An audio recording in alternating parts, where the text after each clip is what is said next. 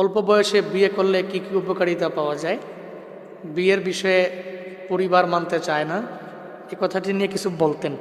মারহাবা। আরে যুবকেরা খালি বিয়ে করতে চায় রে, শীতকাল তো। আসসালামু আলাইকুম, কেমন আছেন হুজুর? আপনার কাছে আমার একটি প্রশ্ন ছিল।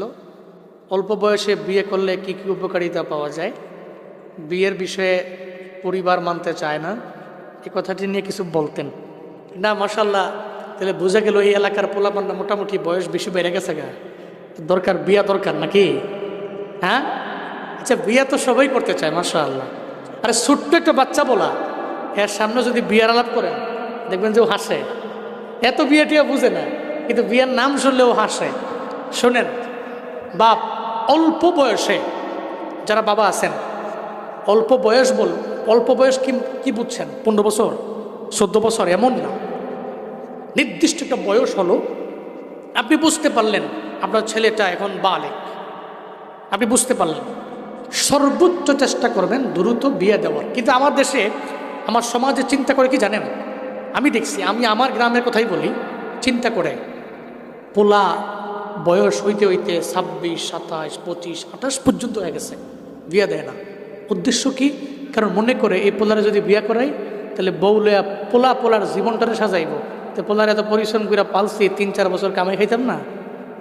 আপনার দুনিয়াবি কামাইটা এত বড়, আপনি পোলারে ইচ্ছা কইরা বিয়া দেন নাই, বিয়া করান নাই, খোদার কসম, 3 বছর ও যে বালেগ হওয়ার পরে আপনি চাইলে ওরে বিয়া করাইতে পারতেন, কোনো প্রতিবন্ধকতা ছিল না।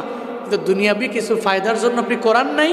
ও যত গুনাহ করছে, এই গুনার একটা ভাগ বটোয়ারা আপনার আমল নামে আসবে। এটা ভয়ঙ্কর। আপনার পোলার অল্প বয়সে বিয়ে হইলে ও গুনাহমুক্ত একটা লাইফ লিড করতে পারবে, তার পরিবার নিয়ে এসে চলো। আপনি তারে বলবেন, যদি তুমি মনে করো একজন বাবা তোমার আছে, একটা মা তোমার আছে, যদি মনে করো যে কিছু হক আছে, কিছু অধিকার আছে, যদি এটা মনে করে থাকো, তোমার আকলে বলে, তাহলে আব্বা আমারে দেখিও, এটা বলে দিয়েন, এটা তার।